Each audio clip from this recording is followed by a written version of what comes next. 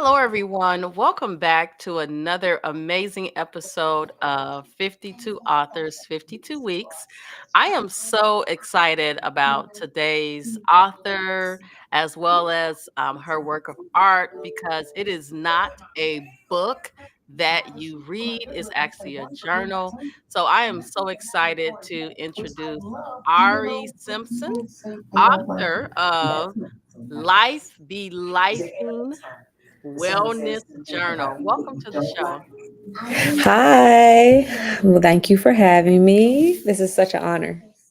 So, why don't before we get into the journal, which number one, this is a very nicely put together journal. I mean, with tabs and all of that. I am a order freak. I shouldn't say that, but I like order and structure.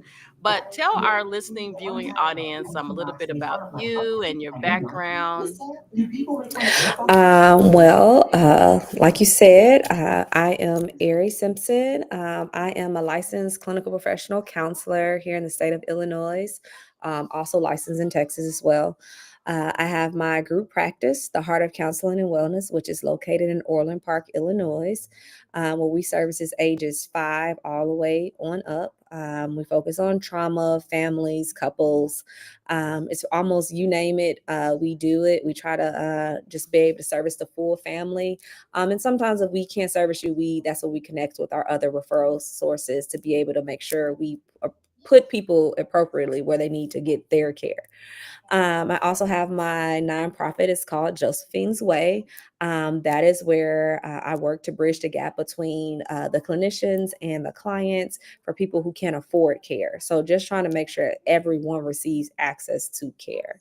Um, and so, like you said, I have my journal that I have written, which I actually took that journal from all my clients' complaints. So, so my clients, like, they know I'm like, hey, I want you to journal because journaling is a personal relationship with self.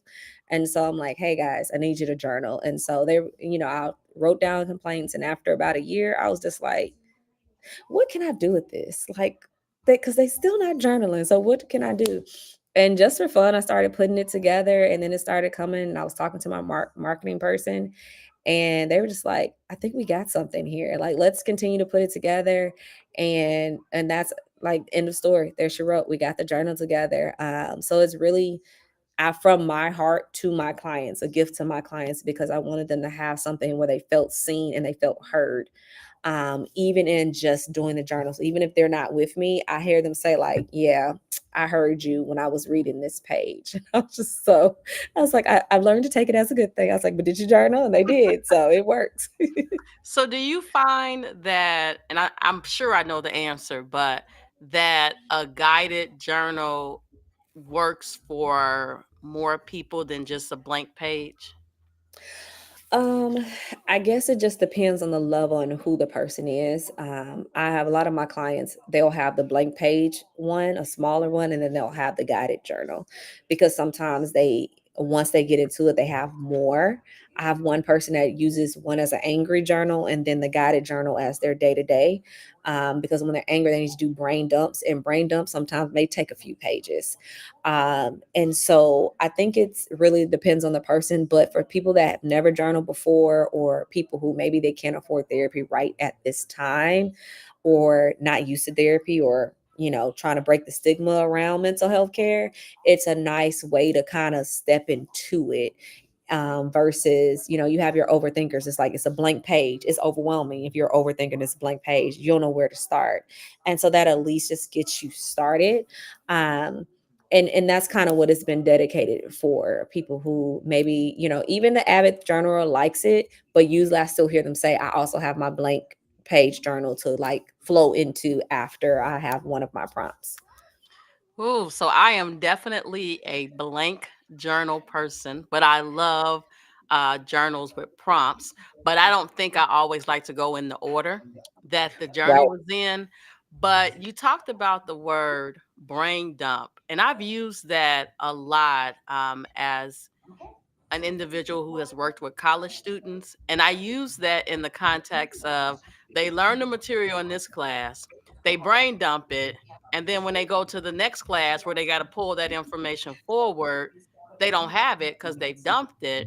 And I think it's important to brain dump your feelings because if you don't, and I'm not a therapist, let me just say that. Just a mother, grandmother, been here for 52 years. I know a little thing, a few things about a lot of things, but I think when you're angry or you're having these feelings, I think it's important to write them down to get them off of your mind so that you can go out through the day.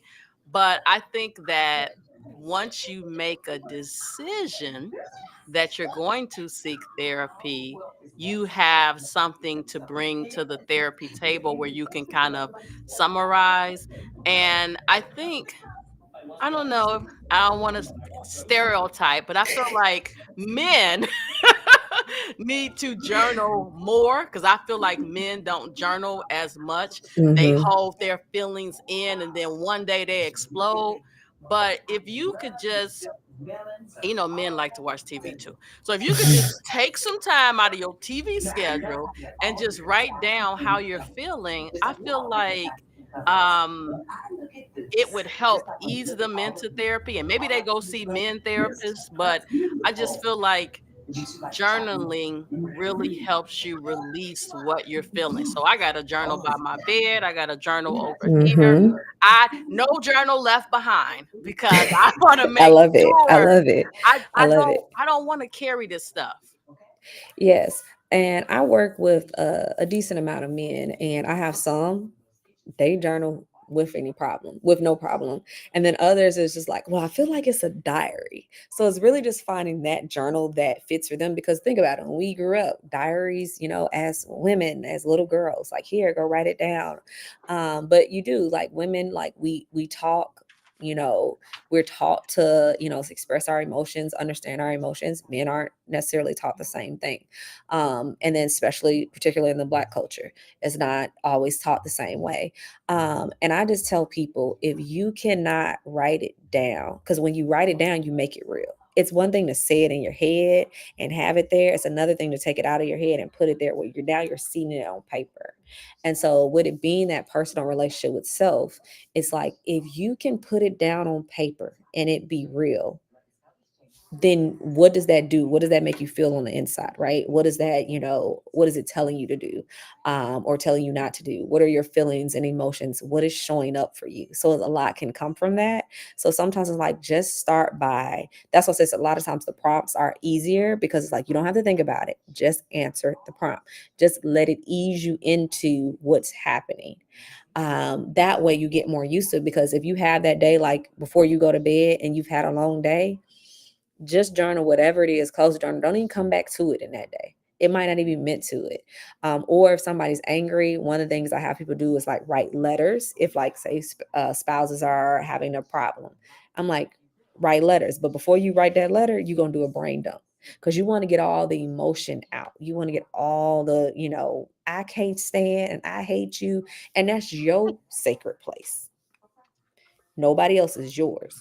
And then after that, then picking up the paper and going actually and writing it down and writing the letter out to send, or now that writing a letter to yourself. But brain dumps help in a lot of ways. Mm, mm, mm, mm. Listen, I want to. It's so many people that I know, and they probably are tired of me saying this, but I read this in some books, and I tell people all the time, I feel like I've grown as a person because of my love of reading beyond what I've learned in school.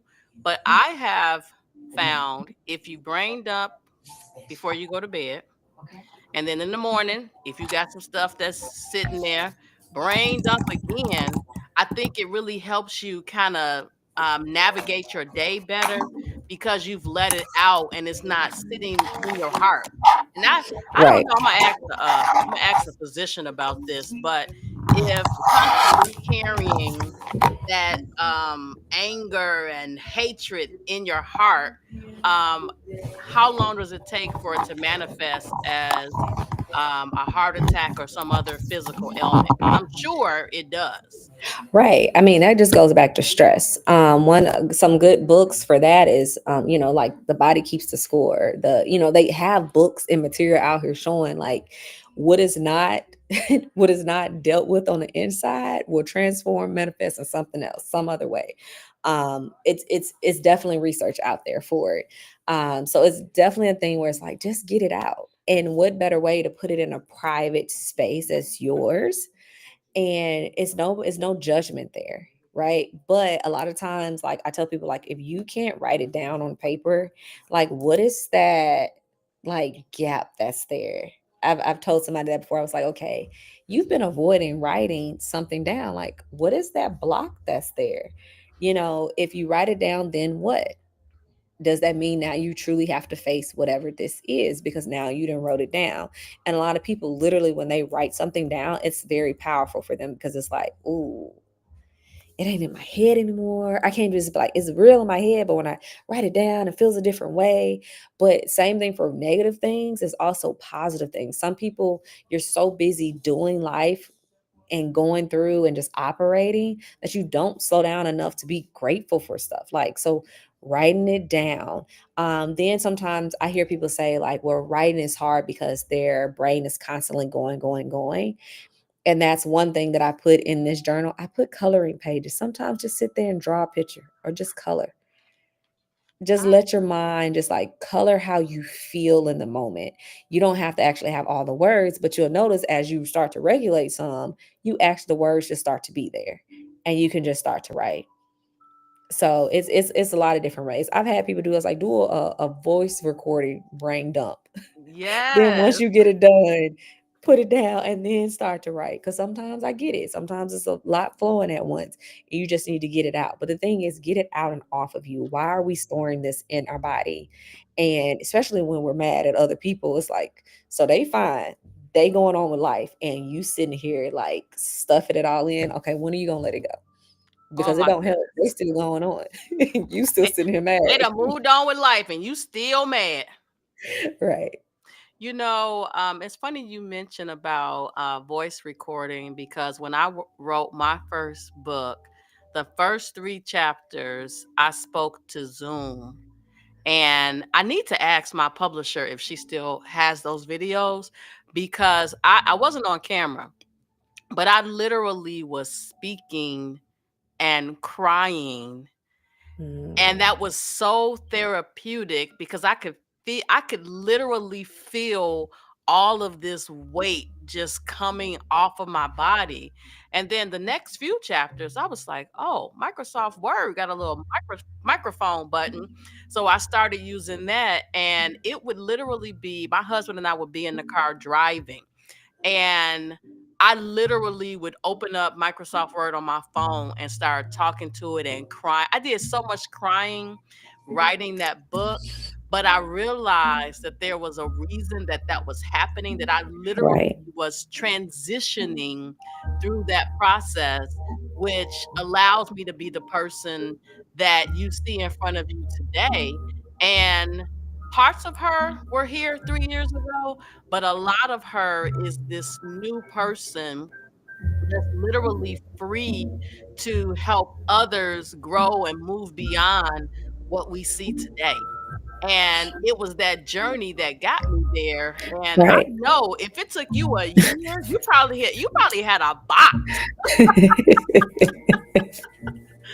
So and It's I like the fact that it's month by month, so somebody could say, "I'm gonna start July 1st," right? It doesn't have mhm. to be a January thing, because to me, this is just my 2 cents. That January New Year's resolution, I'm gonna do all the things. Yeah, I'm not. I'm not. I even changed the first quarter for my group practice. I was like, at first, I was like, you know what? No, April was our anniversary. That's our first quarter. We're gonna start in April, because everybody jumps onto it, and it's just like we're not looking for a diet plan. We're looking for a lifestyle change. So exercise science was my undergrad major. So we're looking for lifestyle changes. We're not looking for diet in our life. Like one thing, even the title, which everybody knows, they was like, yeah. I was like, life be life regardless. So what you gonna do while life's still life? Because life ain't waiting on you to be like, oh, what, they done had a hard week. Let me not this week. It's not. It's a lot of different things intersecting as we're doing life. It's a whole bunch of other lives doing life at the same time. So we're intersecting all the time. How are we taking care of ourselves from the morning to the afternoon? And I did 3 months because my marketing person was like, I've never helped somebody with a journal this long. And I was just like, well, we gonna be different.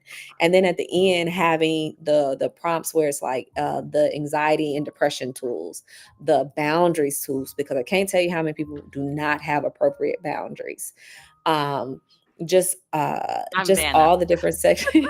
Just thank you. Just all these different sections.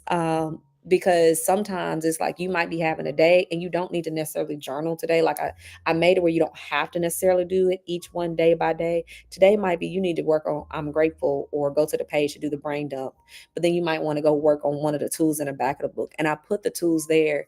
So even if somebody needed to take a sheet of paper or take their journal that doesn't have anything on it and use this as a guide while they're doing it so they can continue to use those tools, that is fine too. The thing is, it's here. And these are little glimpses of what you actually would do in therapy. Like all those things is what I do with my clients: the Cartman's triangle, the boundaries, the anxiety, the depression. These are like the day-to-days that I will say, sometimes you have special cases, but I try to get the foundation of like what's the main thing people kind of step into. But you can take it either way it goes. The thing is, you got to start somewhere. And if I could just make it a little bit easier for you just to get started, I even tell people time, because that's a big thing for people. It's like, well, I ain't got 2 hours to journal. Why can't you journal for 2 minutes? Set a timer. I tell my clients, set a timer, 2 to 5 minutes, turn it on, right? When a timer go off, stop. It's okay. Just stop and then go to do something else. Now, if you have time and you want to continue, continue. But it doesn't have to be I gotta have, because people, what do we see? People had a coffee cup on all this social media, right? Coffee cup, and they're sitting at a window and they're journaling, and it's all pretty. That's great. That's for social media. Most people journaling don't go like that. Sometimes it does, and more power to the people that do. I can't. I got a 6-year-old and an almost 11-month baby. My journaling don't look like that. My journaling is probably holding my child, trying to write at the same time. And so, but the thing is, that's still my space. Nobody gets to take that space. And Wow. so that's what I tried to create, a space where that is your space. Nobody gets to take that. I love that. So it's a couple of things I want to highlight that you said, in case people missed it. So number one, this is not your average journal. So for those of you who have said, well, I've tried journaling before, you haven't tried this method, and you've already heard that it's different. But the other thing is, this is a starting place. And I just want to highlight, as a person who has gone through therapy, this is the starting place to help you feel more comfortable to get Right. to the therapist. And I can just say that, like you and I having this conversation, this is how my conversations went with my therapist. And I'll Mm-hmm. never forget, I was in a therapy session, and we were talking about me wanting to quit my job to focus on entrepreneurship, right? I was juggling working full time at a university with the business. My business had a brick and mortar. And so she's just listening to me talk, talk, talk, talk, talk, and about, how the students don't want to learn and I want to teach. And I'm just going on and on and on and on. And then finally she said, you already know what you need to do. And I was like, yeah, I'm here to talk to you to figure this out. and, she- and she's like, no, you already know what you need to do. What's stopping you from doing it? And so I sat there for a moment, and I'm a pretty honest with my feelings type of person. And I said, fear. Fear is what's stopping me. Being comfortable is what's stopping me.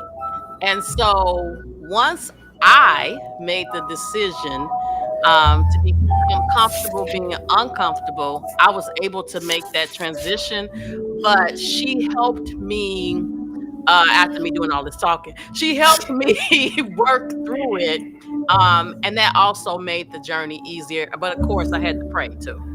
Right, right. No, I put them both. I say therapy and theology for me personally. But even in my practice, like I don't have a Christian therapy practice, but I am a Christian who is a therapist. Because not everybody and is that comes to me are Christian. We have Muslims, atheists. Like it's a counseling practice, which means my job is to help whoever shows up at my door. And the reality is, I believe since I am the Christian who is the therapist, that God has told me to love.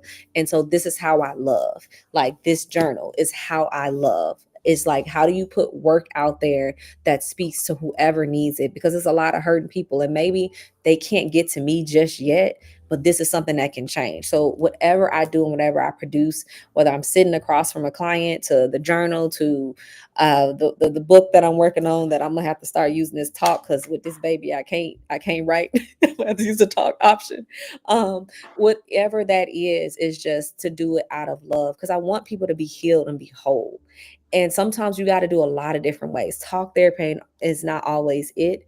And as a therapist, when the client sit in front of me, the client is the expert. That's why your therapist was like, you thought they were supposed to, but you were always the expert. It's your life, right? It's our job just to come alongside of you and just bring other things out, that because a lot of times when we're thinking about something, or especially it's a problem, we're so in tunnel vision. It's like, what are the ways can I get you just to stretch that tunnel vision just a little bit more, so you can see those other things? Because usually the things are right there with you, but it's like we just got to help you like refocus. And whatever I can do to do that, that's what I'm trying to do. Like I said, that's why I tried to put many different things in the journal, where it's just like, okay, maybe you think this way, but maybe you're a thinker and you have to do this. Maybe you have to lay it out this way. So just trying to capture everybody. If I could make an audible version, I probably would. But like everybody learns differently. I mean, you've taught, you know that, like you're trying to reach people, and you know everybody's not getting it the same way. So, what other ways can I help people to try to just get it to break the stigma of therapy? Because therapy is not for, you got to be, I've heard people like, you got to be insane. You don't. You don't. You can be doing well and just want to maintain that. But it's like, if life gonna hit at some point, keyword life be life it. At some point, life gonna hit. Do you really have the tools to continue going through life when it hits? And you don't want to wait till life hits to finally get the tools. Do it while life is in a manageable state for you. So when life hits, you're just like, all right, I already know what to do. Let me go pick this up. Let me do this, because we don't control life, unfortunately. So when it hits, it's gonna hit. What you gonna What you gonna do? do? Listen, the part about when it happens, Hmm. not if it happens, when it happens, are Right, you going to be prepared? And I think some people think, well, I'm 60 years old. Of course, I'm going to be prepared. And you're not. right. And it happens and you fall apart when you really could have just been taking these little baby steps. Why do people feel the need to have this mask on, acting like everything is together when everything is not together? I think it's, for me, I think it's the media has made it seem like Hmm. everything, other people are so perfect, but when they come behind that camera, you be like, oh, if you were able to go into their space, you're like, oh, Right, right. And it's an honor for me, honestly, sitting across from my clients. I was something like, it's an honor for me to be in your life, for you to like want to sit down with me, to start to trust, because you shouldn't trust your therapist right off. It's a relationship. But then, I say the equation: trust equals consistent action over time. It's your job to give me time. It's my job to show you consistent action so that you can trust me and know that this is a safe place. But to be in that vulnerable place, because the reality, therapy is not for the faint of heart, and that therapy is vulnerable. So that's why, media makes it seem like everything has to be perfect, but the reality is no, it doesn't. But that takes vulnerability, and vulnerability is scary and it's uncomfortable, and everybody wants to be comfortable.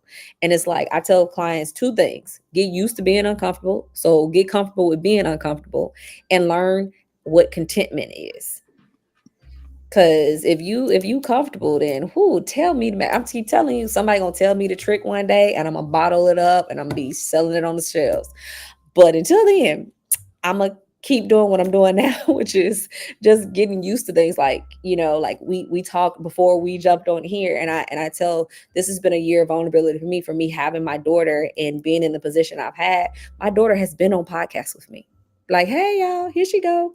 Why? Because it's like this is vulnerability for me, where it's like my life is not perfect by far. It's things I have to go through, things after. I mean, you can have loss, you can have, loss in many different ways. So it can be death or just some other form of loss. But I'm going through life the same way my clients are going through life. And I tell my clients, I was like, I go to therapy. My therapist's name is Ashley. I see her faithfully. We, those things to work through, for me to even to produce the journal, for the I had to, like, what would I have wanted if I couldn't have went to therapy? What is something that can help me? What are those things? And so not just taking my clients' complaints, but putting it in a space where it's like, if those are my complaints, or if some of them work, because some I like to color sometimes, and I don't want to always just buy a coloring book. So it's like putting it in a thing, and I wanted it to look nice, and I wanted it to be something that people can do. That's why it's the spiral and not the normal just fold back. I wanted people to be able to do it hard back, so you can write on it, take it wherever you go. But it was just one of those things where I had to learn how to be vulnerable, because this was very vulnerable for me to put this journal out and put my name on it. Because for the longest, I Hmm. was just like, even when I got them, I still didn't put them right out. I was just like, ooh, my name on that. What might people say about that? So, but getting it out there, it's just been great. And I've gotten really great feedback. And then I love feedback anyway. So if it's something that does not work, I'm like, please let me know, because that's helpful. Because if, if I do 2.0, then it's like, look, I could put some of these things, because ultimately, why did I do it? This is part of my purpose. So why did I put it out there? So, Wow. yep. So we are almost out of time, but it's a couple of things I want to do. So number one, I you have to tell everybody about the elephant on the cover, because people may make some assumptions about why this elephant is here. So tell us the story behind this. The elephant is from my grandmother. That was her favorite animal, and I absolutely love my grandmother. And then red is my favorite color. So even though the journals come in the burgundy color and the white, it's red in both of them. And so that's where the elephant started. And then, honestly, what does the elephant represent? The elephant is a very graceful creature, but at the same time, the elephant can move like mountains. People, like, everybody know elephants are strong, but they don't have to go around stumping like they have to be strong. They're very graceful in everything that they do. And so, and just understanding that in life, like, we can be graceful in everything that we do, but when it comes time to it, we have all the strength that we need to move that mountain. So that sums it up without me going through the whole backstory. But that's what it is. I love elephants, and that, they're just beautiful creatures all together. Absolutely. So the other thing I want to do is number one, tell everybody where they can get their own copy, because I happen to be at a conference that you were speaking at, which is how I got my copy. But where can everybody else get their own copy? They can go to our website. It's theheartofcounselingandwellness.com. And it's a little tab that says Life Be Lifing. And they can just click on that tab and just order it, and we will mail it right out to you. Love it. And is it going to be a signed copy? If, well, You're going it to charge can extra for be. that. Charge extra for the signature. If you come to any conferences that I'm at, it's a conference at the end of May.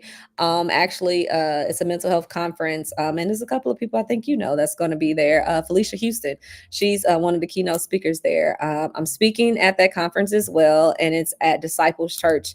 It's a mental health conference that they're doing for the community, so clinicians can come on that Friday night. And that's the very last weekend, that Friday, Saturday, the end of May. And then the public can come on that Saturday all day, and we'll be there. So if they want, feel free to come. I think it's a great experience. Like I said, it's a mental health conference. Everybody's invited. You don't have to like go to church or be at a church to come. It's just the churches, the ones hosting the conference. But I think it's going to be a great thing. Awesome. And then lastly, um, what does the future hold for you? What do you have? And I like this to be a accountability partner, right? Because you can say, I said during that recording that I was going to be doing X, Y, Z. So you already talked about another book.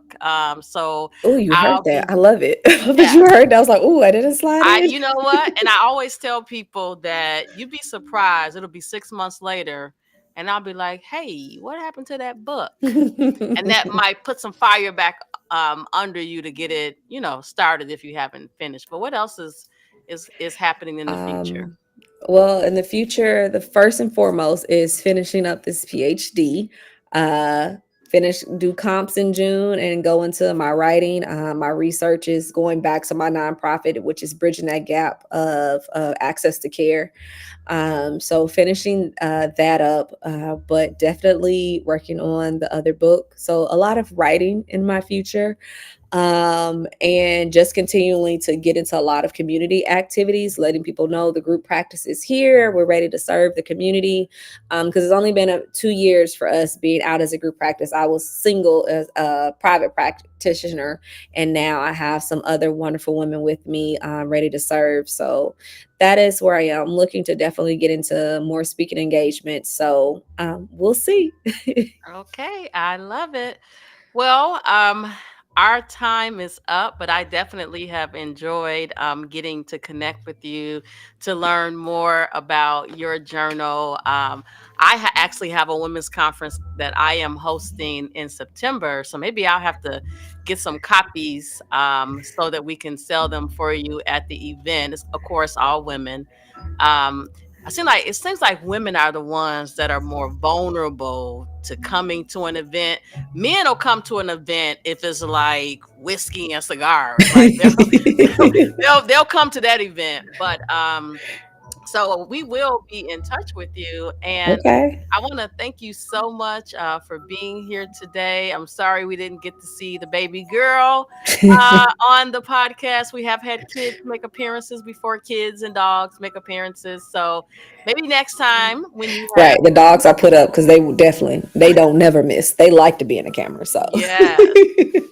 Well, listen, everyone, this has been another amazing episode of 52 Authors, 52 Weeks, and we'll see you next week. Bye bye.